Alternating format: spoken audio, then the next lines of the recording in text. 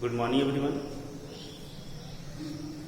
पिछले क्लास में हम लोगों ने इलेक्ट्रॉन, प्रोटॉन और न्यूट्रॉन के खोज का अध्ययन किया था।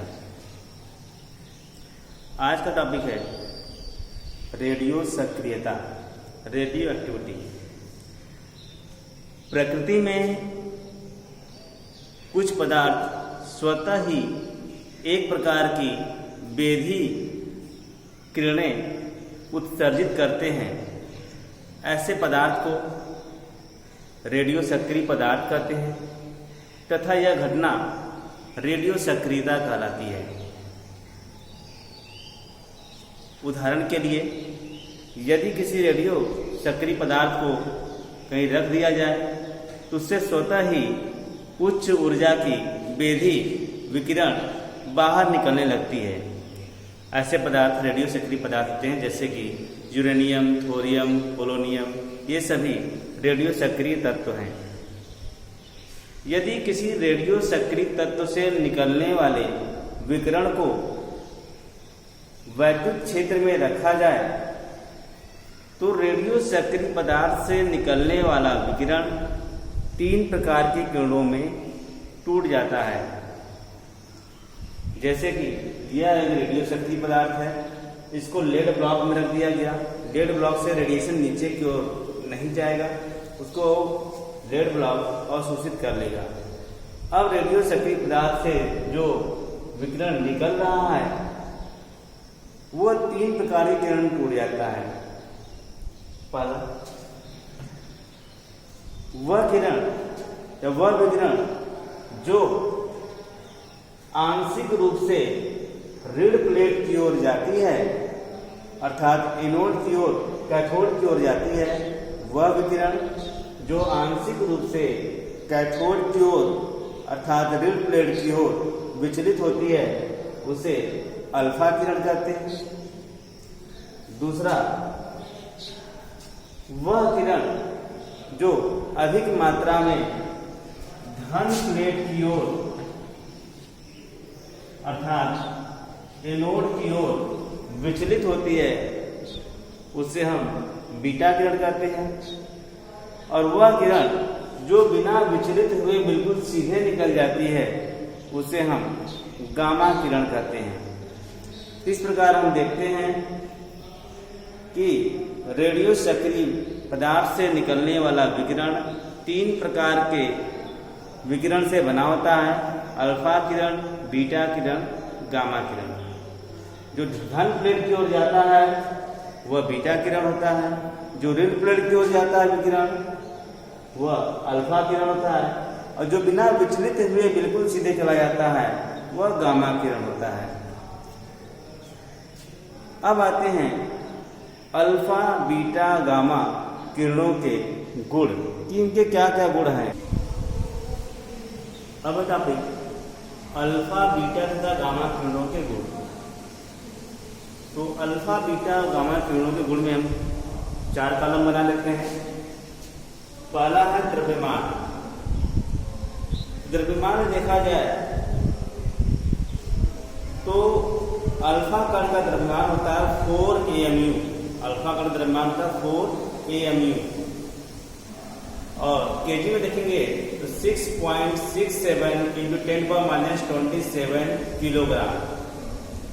बीटा कण का द्रव्यमान होता है 9.1 × 10⁻31 किलोग्राम, और गामा कण का द्रव्यमान लगभग नगण्य होता है।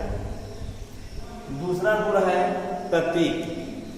अल्फा कण हीलियम परमाणु का नाभिक होता है। हीलियम परमाणु 2 इलेक्ट्रॉन त्यागने के बाद हीलियम 2+ आयन बनाता है, जिसे हम अल्फा कण कहते हैं। तो अल्फा कण हीलियम परमाणु का नाभिक होता है। बीटा कण उच्च वेग का इलेक्ट्रॉन होता है, और गामा कण उच्च ऊर्जा का विद्युत चुंबकीय तरंगे होती है। ये बहुत ही गामा किरण उच्च ऊर्जा के विद्युत चुंबकीय तरंगे होती है। तीसरा गुण है वेग। अल्फा कण का वेग प्रकाश के वेग का लगभग 1/10 भाग होता है। बीटा कण का वेग प्रकाश के वेग के लगभग बराबर होता है और गामा विकिरण प्रकाश के वेग के बराबर ही होता है। फोर्स प्रॉपर्टी वैद्युत क्षेत्र में प्रभाव। अल्फा कण वैद्युत क्षेत्र में ऋण प्लेट की ओर मुड़ जाती है। बीटा कण वैद्युत क्षेत्र में धन प्लेट की ओर मुड़ जाती है। लेकिन ध्यान देने वाली बात यह है, अल्फा कण का विचलन धन प्लेट की ओर कम मात्रा में होता है, लेकिन बीटा कण का ऋण प्लेट की ओर अल्फा कण का ऋण प्लेट की ओर विचलन कम मात्रा में होता है, लेकिन बीटा कण का धन प्लेट की ओर विचलन ज्यादा मात्रा में होता है। कारण इसका यह है कि अल्फा कण का द्रव्यमान ज्यादा होता है और बीटा कण का द्रव्यमान कम होता है, तो ये हल्का होने के कारण ज्यादा मात्रा में विचलित होता है। और गामा चूंकि विद्युत उदासीन है, इसलिए गामा विकिरण पे विद्युत चुंबकीय क्षेत्र का कोई प्रभाव नहीं होता है। वेधन क्षमता अर्थात किसी धातु की प्लेट को या किसी वस्तु को पार करके दूसरी ओर जाने की क्षमता को हम वेधन क्षमता या पेनिट्रेटिंग पावर कहते हैं। तो अल्फा कण चूंकि आकार बड़ा है, द्रव्यमान ज्यादा है, इसलिए अल्फा कण की वेधन क्षमता सबसे कम होती है। बीटा कण की वेधन क्षमता अल्फा कण की 100 गुना ज्यादा होती है और गामा किरण की वेधन क्षमता अल्फा कण से 10,000 गुना ज्यादा होती है। ये अंतर है अल्फा, बीटा और गामा किरण। अब चूंकि हम लोग इलेक्ट्रॉन, प्रोटॉन और न्यूट्रॉन का अध्ययन कर लिए हैं, अतः हम लोग अब परमाणु के मॉडल का अध्ययन करेंगे कि परमाणु में इलेक्ट्रॉन, प्रोटॉन और न्यूट्रॉन का वितरण किस प्रकार से किया गया है। इसके लिए हम लोग परमाणु मॉडल का अध्ययन करेंगे। सबसे पहला परमाणु मॉडल है थॉमसन का परमाणु मॉडल। जे थॉमसन ने इस परमाणु मॉडल को प्रस्तुत किया था। इस परमाणु मॉडल को हम तरबूज मॉडल या प्लम पडिंग मॉडल भी कहते हैं। थॉमसन के अनुसार परमाणु एक समान धन आवेश का गोला है। परमाणु क्या है? एक समान धन आवेश का गोला है और उस एक समान धन आवेश में इलेक्ट्रॉन का वितरण अनियमित तरीके से होता है। यह परमाणु मॉडल ठीक उसी प्रकार से है जैसे कि तरबूज एक गोलाकार है और तरबूज में जो लाल भाग होता है वह एक समान रूप से वितरित होता है, जिसे प्रोटॉन माना गया है। तरबूज के जो काले बीज होते हैं उनका वितरण अनियमित तरीके से होता है और उन तरबूज के बीज को इलेक्ट्रॉन कहा गया है।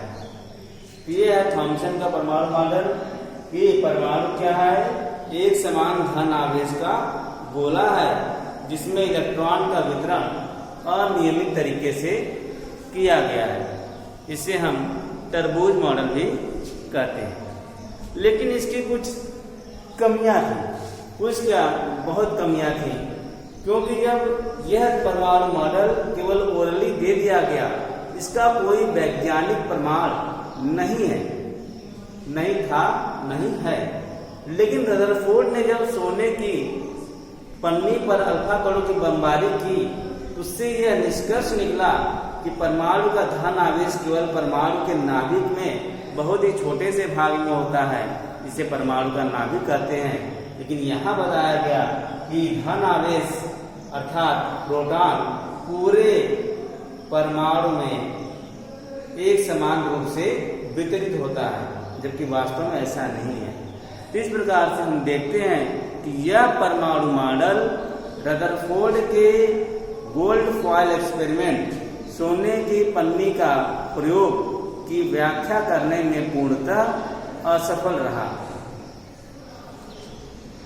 और यह परमाणु मॉडल न तो इलेक्ट्रॉन के वितरण के बारे में कोई जानकारी देता है, न ही परमाणु कैसे मिलके अणु बनाते हैं इसकी भी कोई व्याख्या नहीं कर पाता है। अतः यह परमाणु मॉडल पूर्णतः असफल सिद्ध हुआ। ठीक, धन्यवाद।